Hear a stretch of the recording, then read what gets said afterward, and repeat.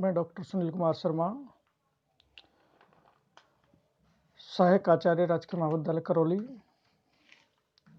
BA part second Hindi साहित्य, प्रथम प्रश्न पत्र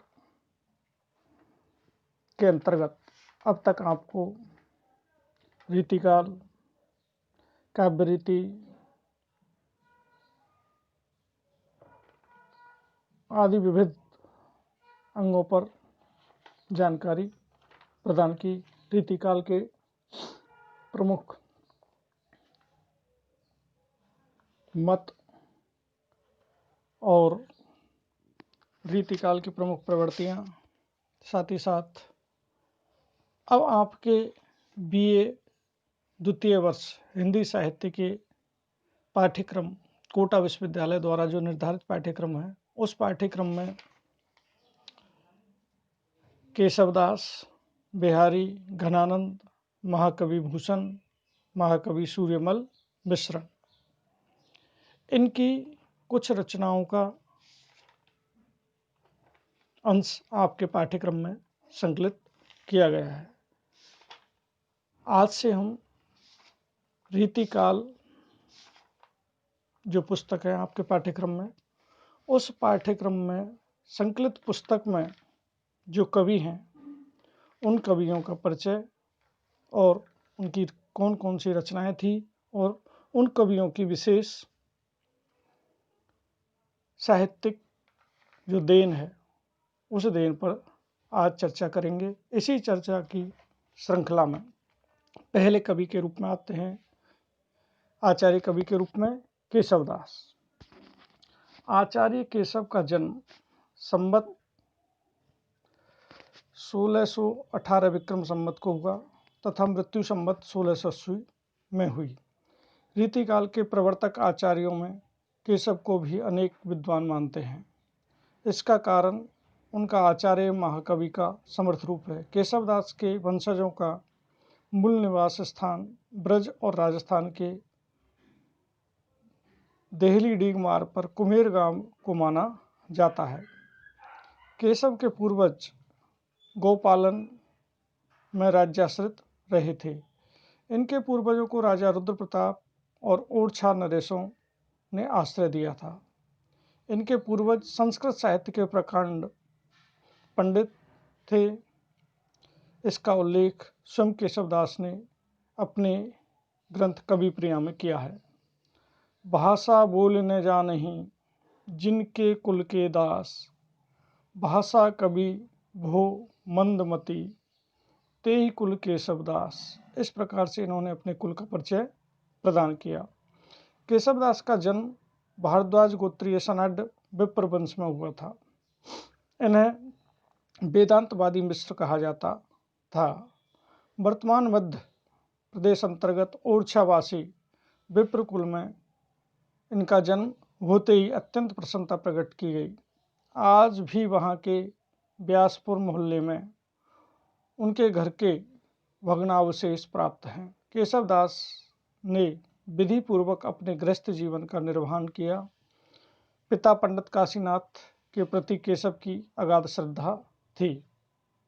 मिश्र बंधु विनोद में केशव पुत्र वधु नामक कवियत्री का उल्लेख भी मिलता है। इससे यह प्रमाणित होता है कि केशव के कुल की नारियां विदुषी थी। केशव की शिष्या प्रवीण राय भी नृत्य प्रवीण विदुषी थी। कवि आचार्य केशवदास को महाराज राम शाह के छोटे भाई इंद्रजीत सिंह से राज्याश्रय प्राप्त हुआ, जो आजीवन बना रहा। अकबर बादशाह से बड़े हुए झगड़े को आचार्य केशव ने ही अपनी चतुरता से निपटा दिया था। इसलिए केशवदास को महाराज इंद्रजीत सिंह सदा सम्मान देते थे। उनकी आज्ञा का उल्लंघन ओरछा दरबार में कभी नहीं होता था। इंद्रजीत सिंह के पश्चात राजा वीर सिंह देव ओरछा नरेश बने। उनके राज्यकाल में भी केशवदास का सम्मान बना रहा। इन दोनों राजाओं के अतिरिक्त राम शाह, रतन सेन, अमर सिंह और चंद्रसेन ने भी केशवदास को सदा सम्मान प्रदान किया। जहाँ तक काव्य के सैद्धांतिक पक्ष का संबंध है, केशवदास अलंकारवादी थे। इन्होंने भामा, दंडी, उद्भट आदि अलंकार संप्रदाय के प्रधान प्रतिपादकों की परंपरा का ही अनुसरण किया है और आधार ग्रंथों के रूप में काव्यादर्श, अलंकार शेखर तथा काव्यकल्प, लतावृत्ति आदि को ग्रहण किया है। चमत्कार प्रदर्शन की भावना उनमें सर्वोपरि है। भूषण या अलंकारहीन कविता को वे असुंदर समझते थे, इसलिए उनकी कविताओं में श्लेष, यमक आदि का आश्रय लेकर उक्ति, वैचित्र एवं शब्द चमत्कार को प्रधानता मिलती है। यहाँ तक कि दुरूहता और नीरसता भी उत्पन्न हो जाती है। सुभ्रन की खोज में तथा कवि रूढ़ियों के निर्वाह में तल्लीन उनकी काव्य चेतना कवि सुलभ रागात्मक तारल्य एवं सहज सौंदर्य बोध से प्राय वंचित ही रह गई है। सैद्धांतिक विषय प्रतिपादन भी विशृंखल तथा अमौलिक है। मौलिकता केवल अलंकार वर्गीकरण में ही दिखाई देती है, जो विशेष महत्वपूर्ण नहीं है। वस्तुतः केशव दास का उद्देश्य न तो अव्याहत रस संचार था और न गंभीर सिद्धांत विवेचन ही। उनका लक्ष्य तो ब्रजभाषा में अपने संस्कृत ज्ञान का उद्घाटन, प्राचीन काव्य परिपाटी का अनुसरण तथा राज परितोष ही प्रतीत होता है। केशव ने मुक्तक और प्रबंध दोनों प्रकार की कृतियों की रचना की है। रसिक प्रिया, कवि प्रिया तथा रामचंद्र का उनकी प्रमुख रचनाएं हैं, जो उनकी ख्याति का प्रधान आधार हैं। इनके अतिरिक्त मुक्तक रचनाओं में रत्नावली, विज्ञान गीता, जहांगीर जसचंद्रिका और प्रबंधात्मक रचनाओं में वीर सिंह देवचरित भी उपलब्ध होती हैं।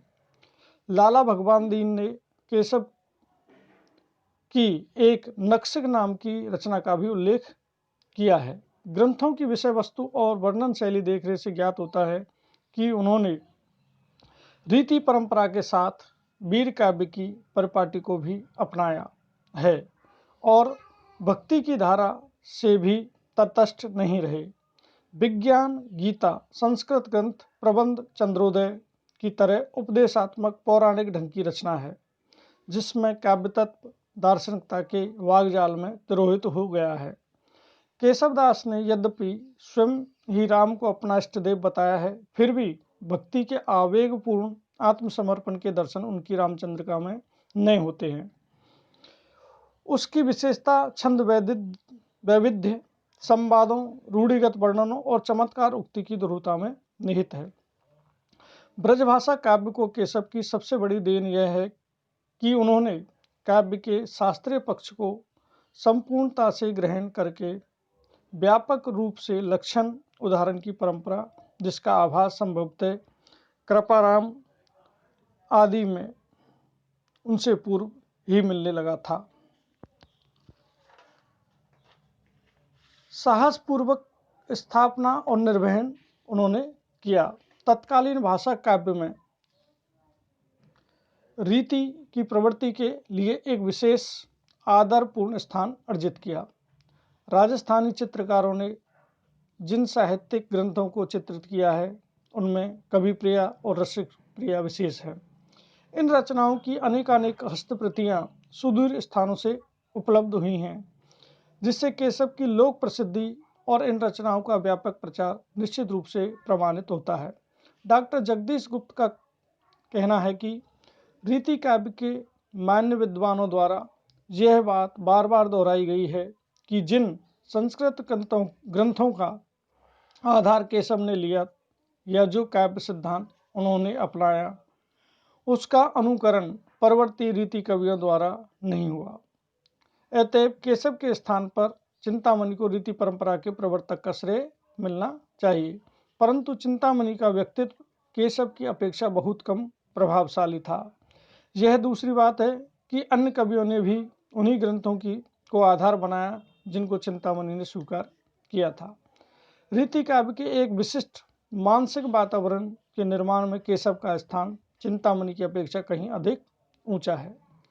केशवदास आचार्य और कवि दोनों ही रूपों में अपने तथा अपने बाद के युग के लिए प्रेरक शक्ति रहे हैं, भले ही स्वतंत्र रूप से उनका महत्व इतना अधिक नहीं रहा हो। इस प्रकार से केशवदास का जो परिचय है वो मैंने आपको सभी को प्रदान किया। इसके बाद केशवदास की रचनाओं के कुछ अंश आपके पाठ्यक्रम में संकलित किए गए हैं, जैसे रामचंद्र का भी बालकांड, अयोध्या कांड, सुंदरकांड, अरण्य कांड, लंका कांड आदि। इनमें जो विशिष्ट पद हैं,